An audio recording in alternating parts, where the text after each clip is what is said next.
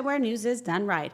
And it was 10 years ago today that President Trump famously came down the golden escalator announcing his 2016 run for president.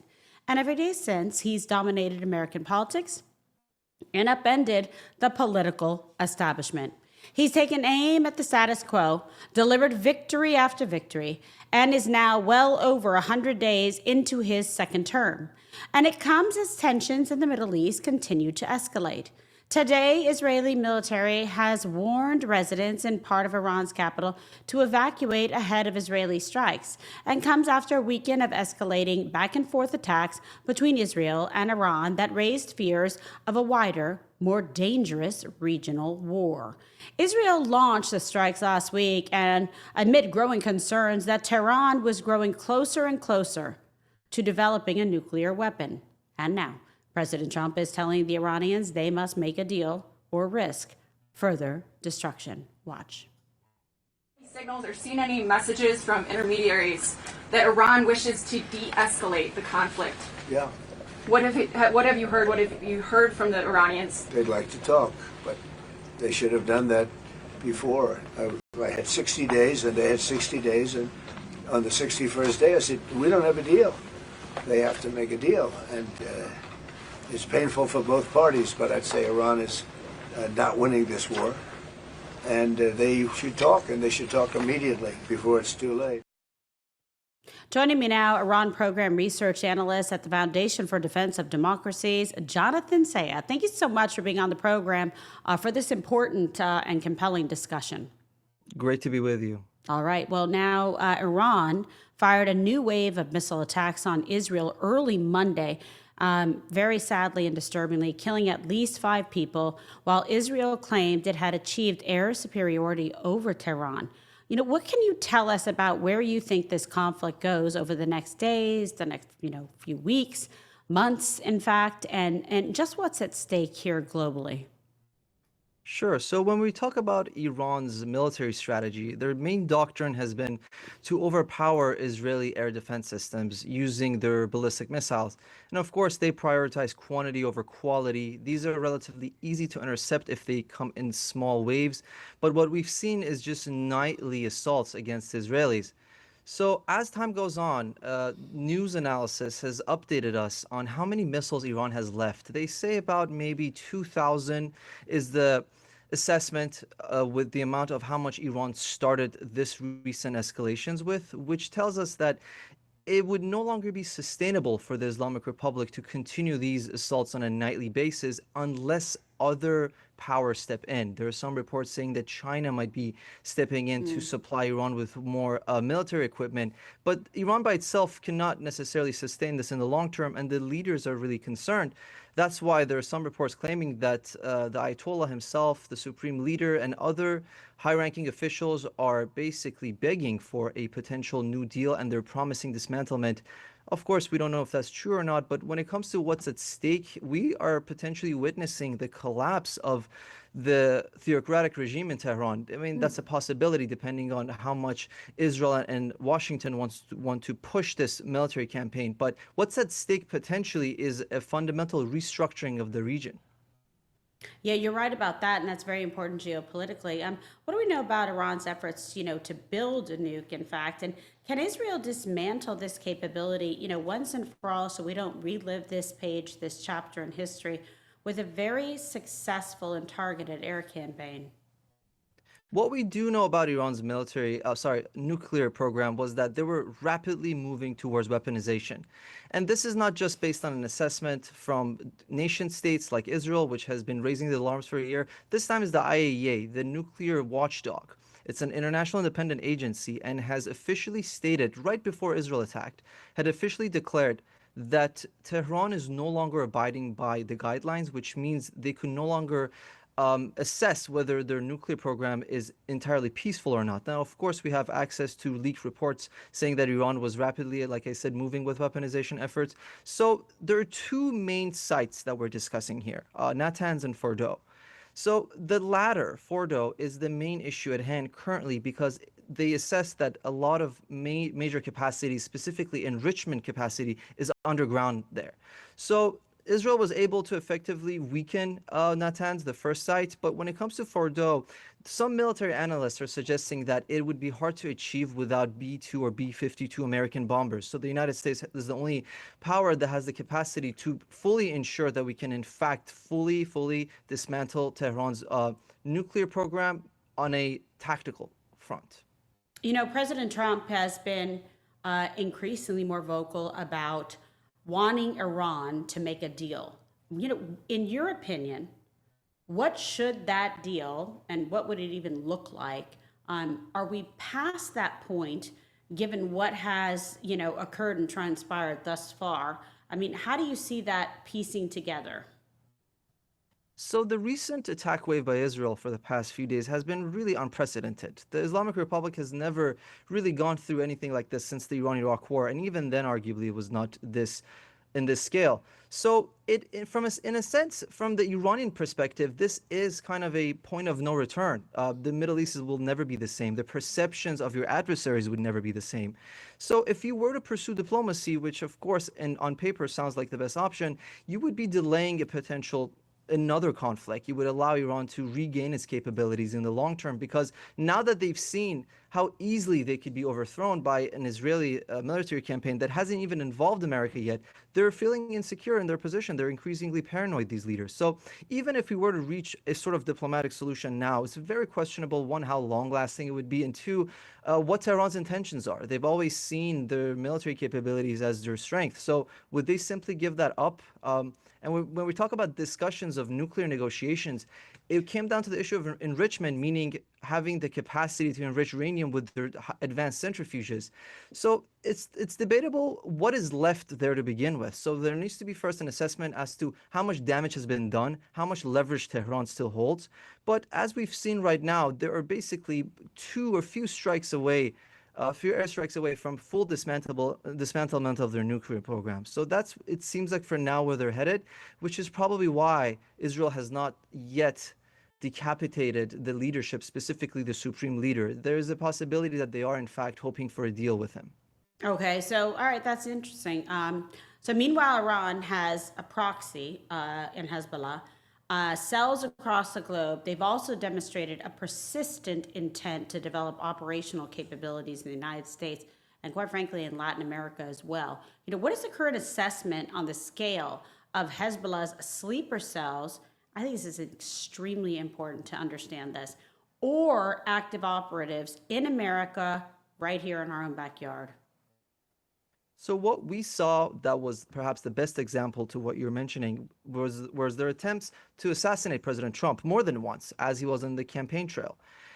So that in itself is indicative. More and more we see the DOJ and FBI releasing information about different Iranian operatives, not just in America, also in Canada. And as you mentioned, it is a global effort. So when Iran talks about exporting the revolution of the 1979 Islamist revolution, they have been doubling down on their efforts recently. So like you said, there are proxies in the region. You have Hezbollah, but it goes really beyond that, especially in Europe. They've definitely accelerated efforts against American, Jewish, European, and Israeli targets all over. They have ties to different gangs.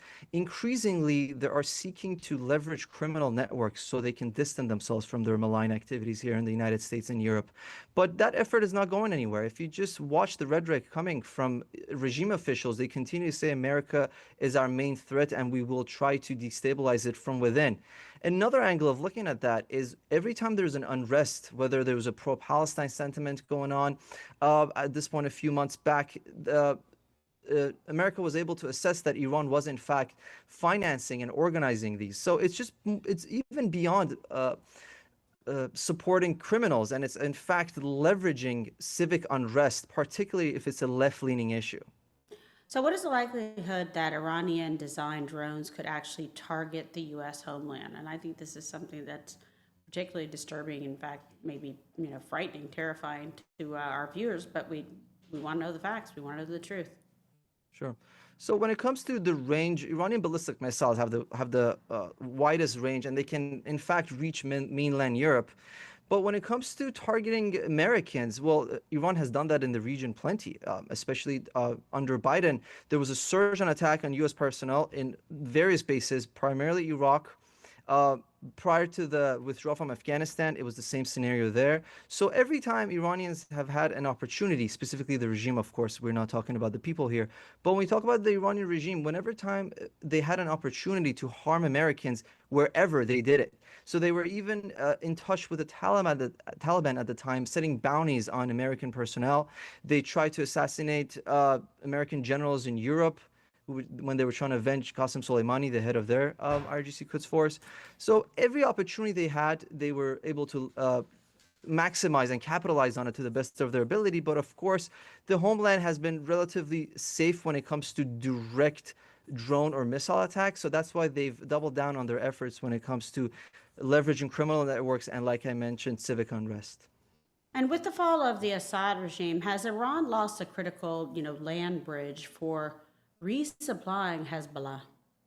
Absolutely. So what happened with the collapse of the Assad regime, it was part of a greater pattern of Iran losing its, perhaps, you can say, really presence in the Arab world. So that was coupled with the heavy losses faced by Hezbollah, like you mentioned, and of course, their Gazan proxy of Hamas. And that effectively prevented Iran from having a land bridge, like you mentioned, to the Mediterranean. But it's part of a greater pattern, really, that, the Islamic Republic is really weak on its borders abroad. The empire is collapsing from the outside and now ideally from within. And that is mostly thanks to, one, of course, the maximum pressure campaign that has really depleted their revenue. And of course, on a tactical front, when it comes to Israeli airstrikes, really leveraging the Mossad's intelligence superiority over that of the Islamic Republic that was able to undermine the regime's regional influence to this extent. Looking ahead, what are the most critical flashpoints or scenarios that could lead to a broader regional conflict involving, additional state or non-state actors? And what are the primary indicators we should monitor to anticipate such an escalation? Perhaps once we see a strategy of regime change being pursued against the Islamic Republic in a more formal basis. Of course, we've seen different reports indicating that different high-ranking leadership were decapitated, critical infrastructure on a military front was decimated. But once the official strategy is switched to regime change, meaning empowering the Iranian people to overcome this theocracy, that would be a pivotal point. Because on one hand, I think there's skepticism when it comes to dealing with Iran. They don't really know what a day after would look like, even though we have a very strong opposition here in America that could lead those efforts. So there's skepticism when it comes to a day after. The turning point would really be the shift in how we want to deal with the Islamic Republic. Do we still want to engage them diplomatically? Does America want to directly get involved and actually utilize these B-2 or B-52 bombers instead of pursuing diplomacy with a regime that has been trying to assassinate the president? So those two key issues and Washington and Jerusalem's stance on them would be a really key turning point as we see this process unravel. All right. Well, this has been a fascinating topic and one that our viewers are really intent on learning more about. The world is watching, as you know.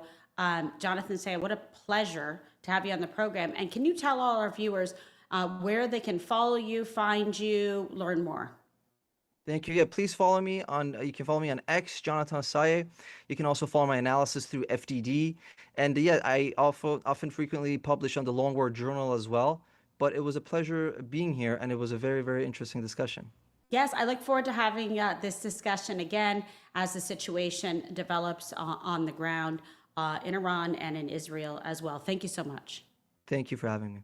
All right, we're going to continue covering all of this. Obviously, it's incredibly important. But first, if I may, let's be sure to check out the 1775 Coffee Company.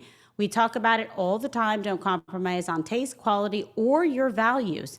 And 1775 coffee is brewed to perfection. It is crafted with precision, and it is built on patriotism. The farm-to-cup process means there is quality, authenticity, and sustainability from start to finish. All the beans are ethically and exclusively single-sourced.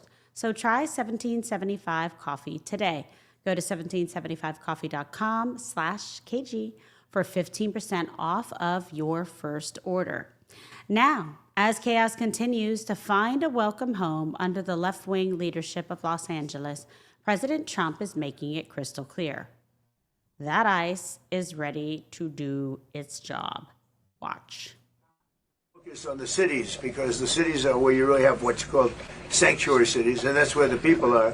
I look at New York, I look at Chicago. I mean, you got a really bad governor in Chicago and a bad mayor, but the governor's probably the worst in the country, Pritzker.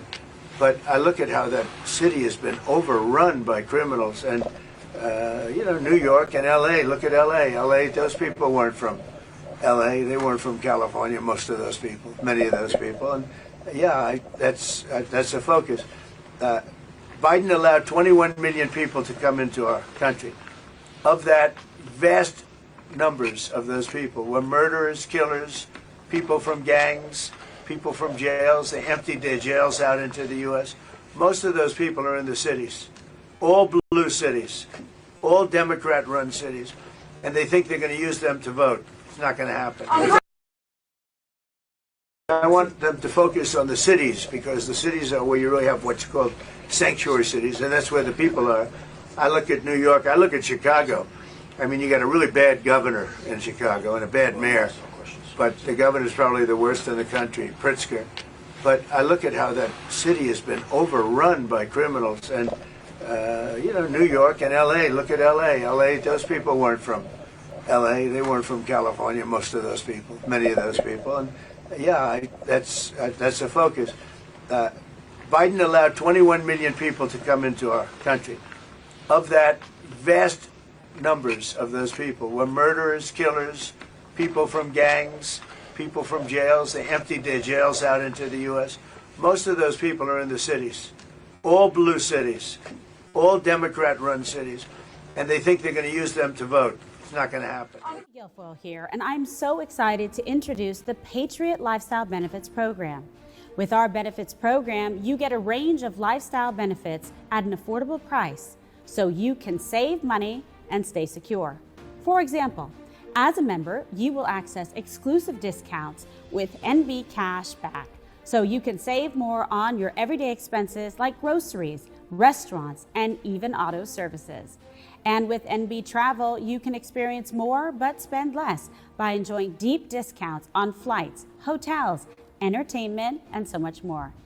These benefits are available to you and your immediate family to use anytime, anywhere.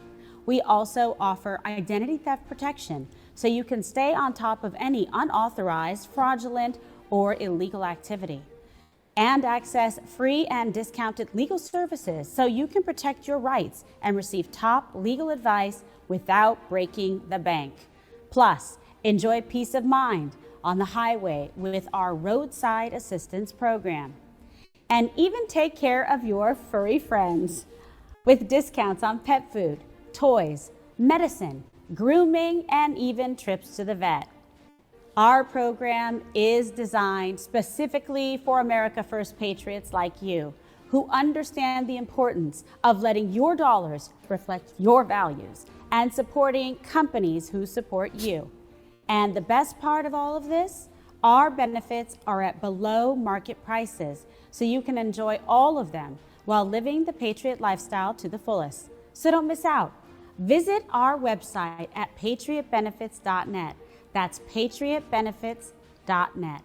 Thank you again for choosing the Patriot Lifestyle Benefits Program, where real benefits and real savings are our top priority. Join us today and saving now. Kimberly Guilfoyle here, and I'm so excited to introduce the Patriot Lifestyle Benefits Program. With our benefits program, you get a range of lifestyle benefits at an affordable price, so you can save money and stay secure. For example, as a member, you will access exclusive discounts with NB Cash Back, so you can save more on your everyday expenses like groceries, restaurants, today, and start saving now.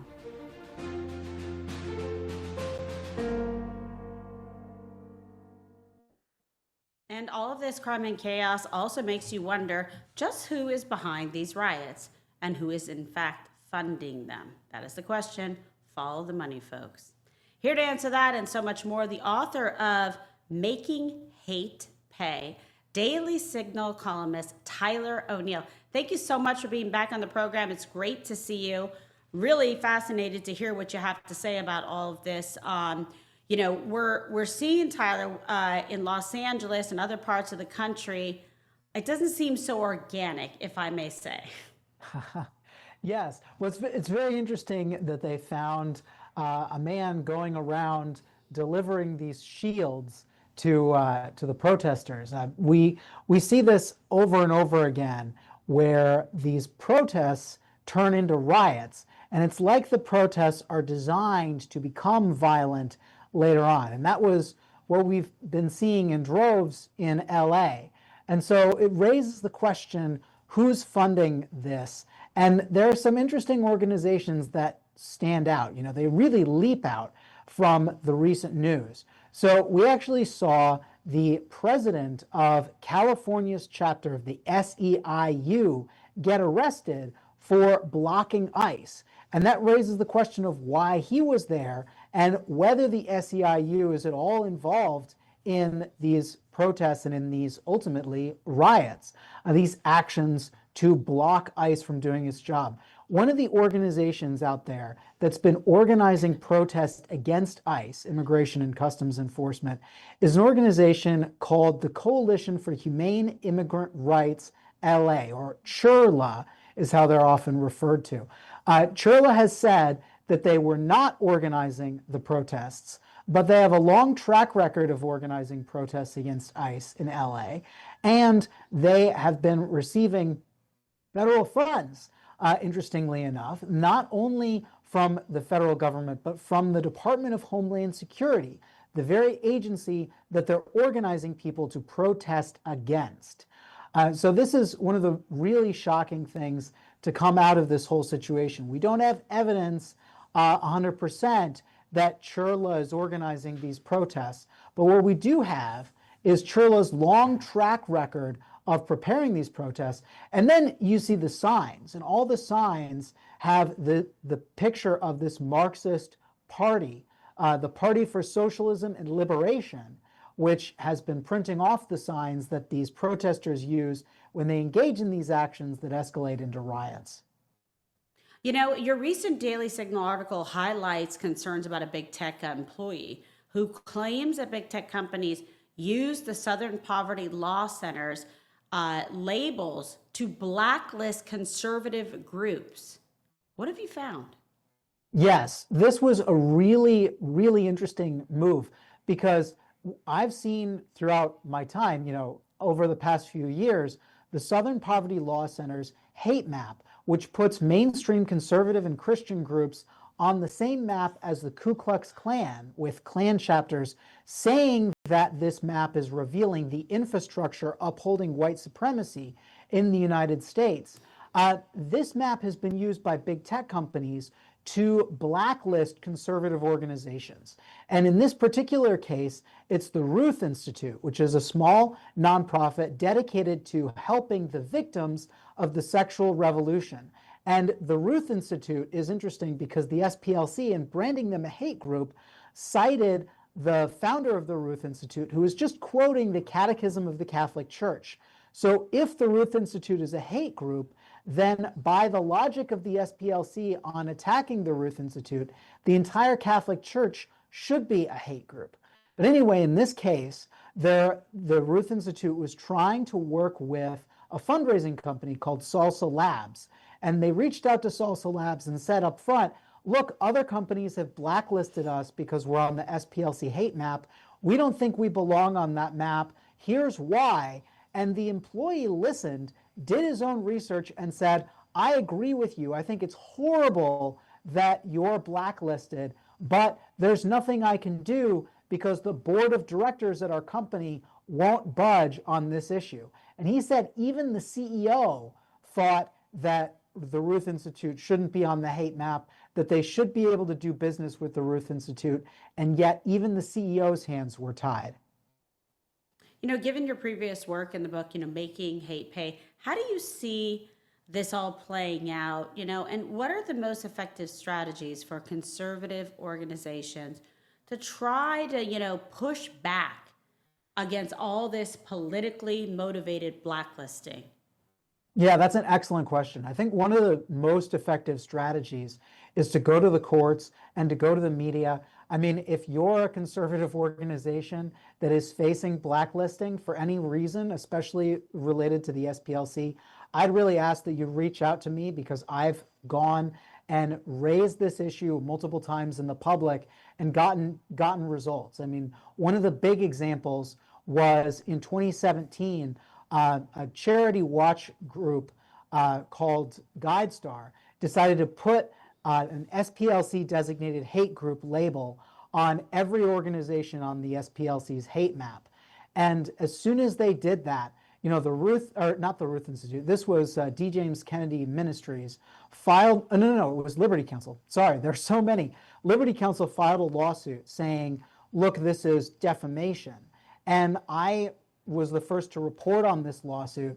And ultimately, GuideStar decided to remove the labels. So the defamation lawsuit didn't make it very far, but the threat of litigation and the public pressure led GuideStar to reconsider that decision.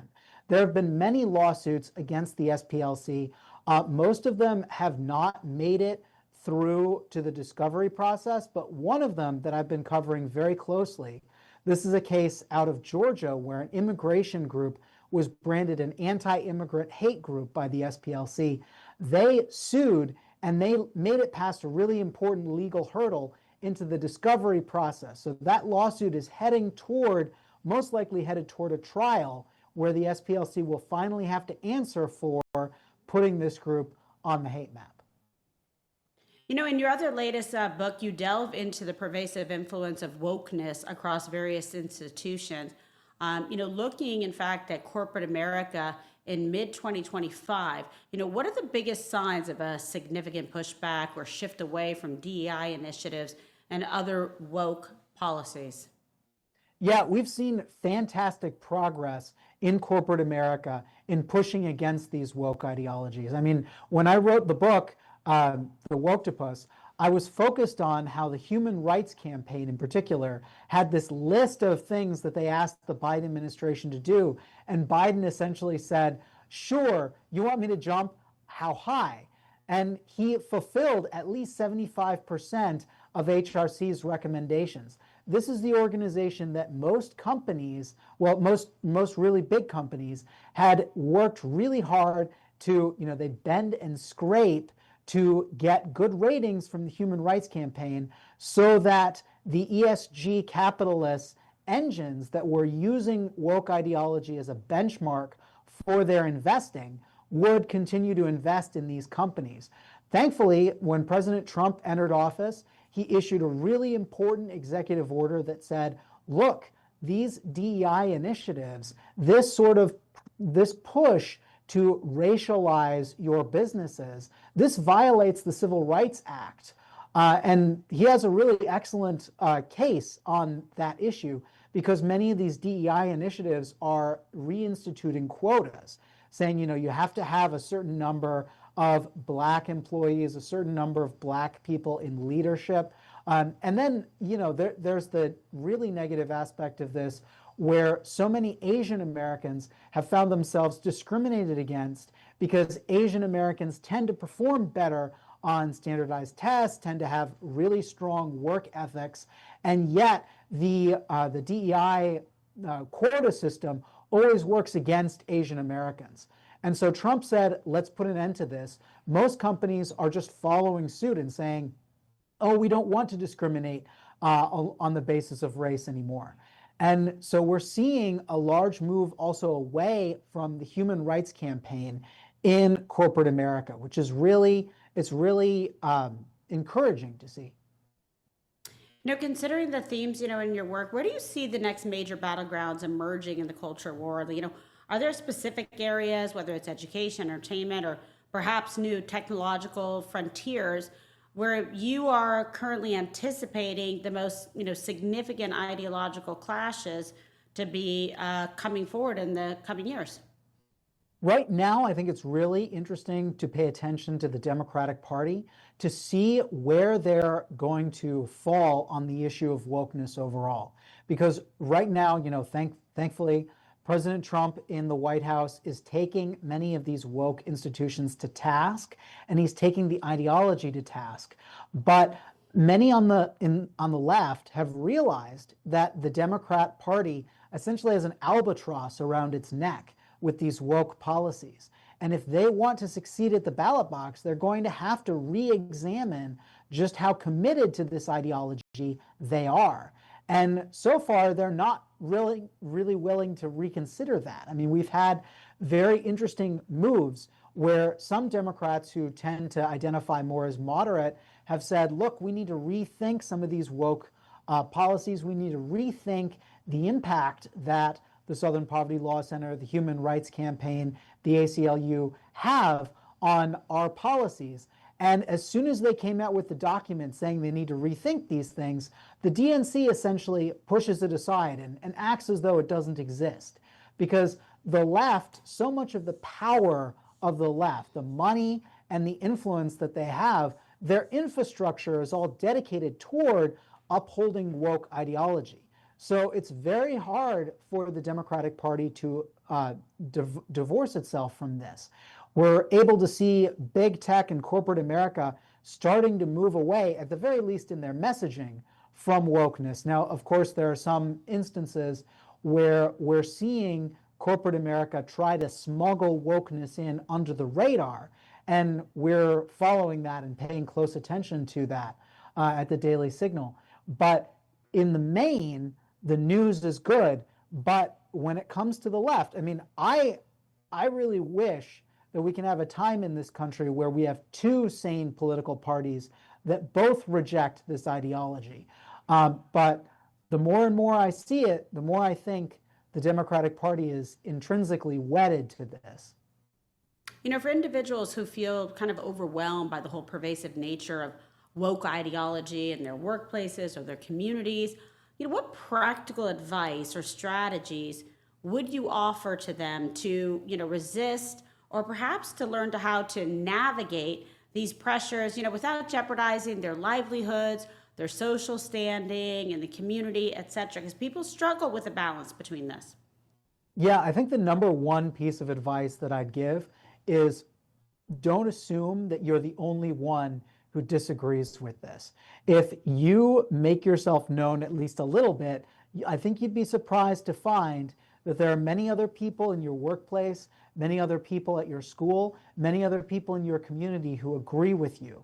And so unfortunately, we have on the right, on the conservative side, this idea that we're an embattled minority, when in reality, a lot more of the American people think the way that we do, or at least open to considering our arguments. And so we have to reveal ourselves a little bit.